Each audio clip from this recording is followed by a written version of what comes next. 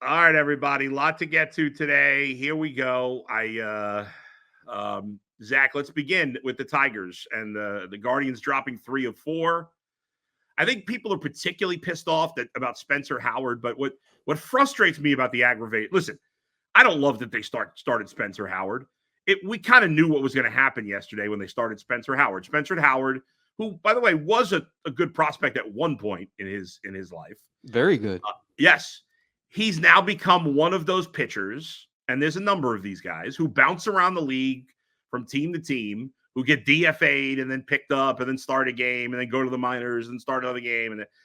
And the way fans reacted, and again, I'm not saying I love that Spencer Howard started. I mean, on the UCSS yesterday, I was like, yeah, I said he's going to give up. I think I said he was going to give up 5 runs in 4 innings. So I was close. He gave up 4 runs in 3 innings. And, they were facing a good pitcher yesterday.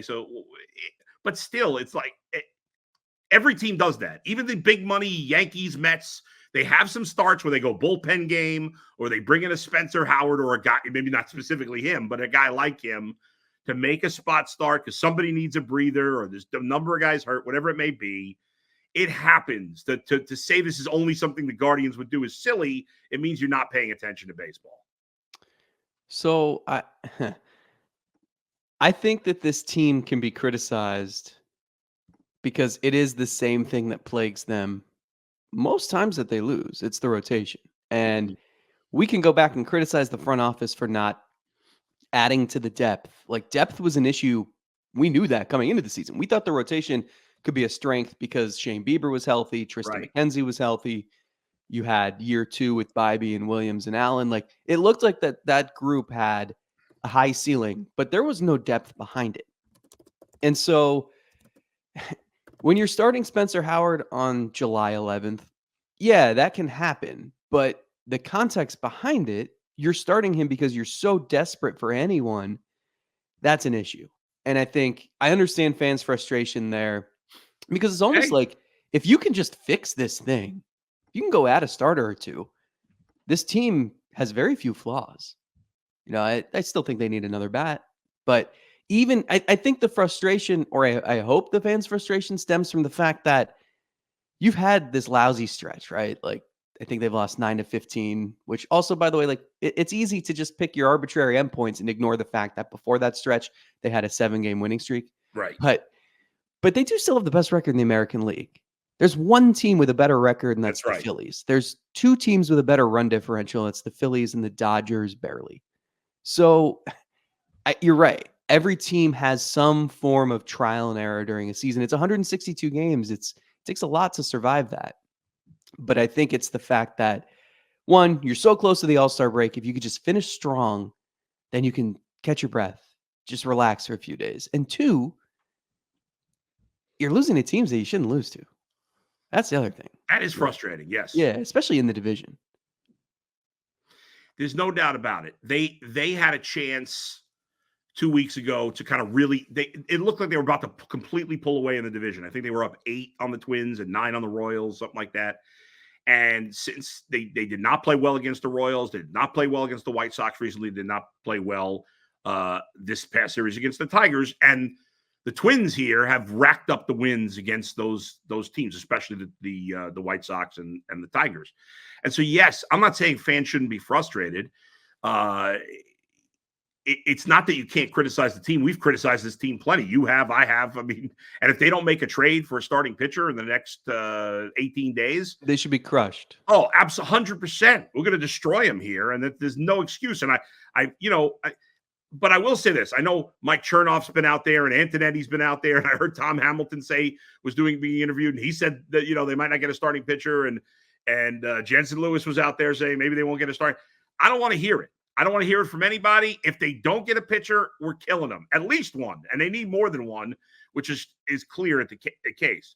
I mean, they could also go on like radio stations and say that they plan to acquire a kangaroo at the trade deadline. And I wouldn't even think twice. Like, I don't care what they say publicly. Exactly. Well, I think that's some of the fan frustration is that fans think because everybody from the Guardians is saying this, it might be tough to get a pitcher, that they're kind of setting us up to not make a move. I mean, being interviewed. They're not going to give anything away. What are they going to say? If Chris Antonetti goes out there and says, well, yeah, we're looking hard for a starting pitcher, well, then the price goes up. I mean, so he's not going to do that. They also don't know they don't know exactly what this is going to look like in 2 weeks. Right. They don't know. They're also focused on the draft for the next 5-6 days. So it's we put way too much stock into what these people say. I always say, watch what they do, not what they say, because that's what matters. I should also correct myself. The Yankees have a better run differential than everyone in the American League, even though they've been in a free fall. But it's funny because I do understand the message that yes, it is going to like everybody needs starting pitching. Baltimore, that's their top need. Yeah. The Twins could use some starting pitching help. Like the Red Sox could use a start. Like every contender, Braves. Pretty much. Maybe not the Yankees, maybe not the Phillies, but everybody could use a starting pitcher. And also, even those contenders that maybe don't need a starting pitcher for the playoffs because you have 3 or 4 guys you really trust, you can still use depth to get you through the season. So that's why the price tag is high. That being said, there are rentals out there, and there are going to be more teams that become sellers over the next 2 weeks that fall out of the race who have, I keep bringing up the name Kikuchi from Toronto because he's a rental. He's a solid pitcher. Like he's got good stuff. He's not an ace by any means. And he's going to walk in free agency at the end of the year. And the Blue Jays have no use for him in August and September. That's not going to cost you a ton. Like you don't need to make excuses for why you couldn't acquire Yusei Kikuchi at the deadline. Right. So I don't buy into that at all. There's always some arm who you can get. And the other point is, it doesn't have to necessarily be a frontline guy. There are ways to improve your roster for the playoffs. What you need starting pitching for is not just for that. You need to not be starting Spencer Howard every 5 days. Yeah. You need to not be starting Logan Allen or whoever else is struggling. Carlos Carrasco's been solid lately, but like he shouldn't be your number 3 pitcher. So I think that there are ways to upgrade the roster that aren't going to kill you. And I think anyone who's listening to front office members do radio appearances and drawing a conclusion that this team's not going to do anything, I think you're costing yourself mental health for the next couple weeks. We can revisit this if that is the case and they don't do anything, and then they should just be absolutely ripped. 100%. They've got 18 days to do something. It's very fluid because there's so many teams in the mix. I mean, for how many weeks have I been saying the Cubs are done, the Cubs are good? Well, now all of a sudden the Cubs just swept the Orioles. They've won 4 in a row and 6 of 7. They're only 3 games out of a wild card spot. They're a big market team. I don't know that they're going to sit. Plus, Bellinger got hurt, one of their trade chips. So maybe they won't sell now. We had the Blue Jays as a seller. Then they had played well. We took them out of the cellar for a little while. Now they're back in as a seller. And so things are going to change over the next 18 days.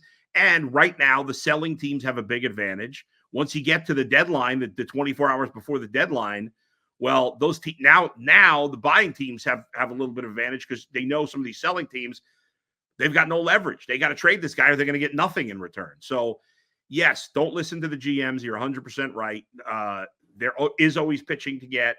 I get it that in a perfect world, we'd love to get an ace or a really good number 2. And I get the people. I think it's this frustration has been exacerbated by the fact that Ben Lively just had his worst start of the year, and Tanner Bybee's not been great his last 2 starts. So those were the 2 guys you were relying on, and they haven't been great lately. However, you made a great point there, Zach. This is really getting the pitching is almost. Yes, they need at least one more starter for the playoffs.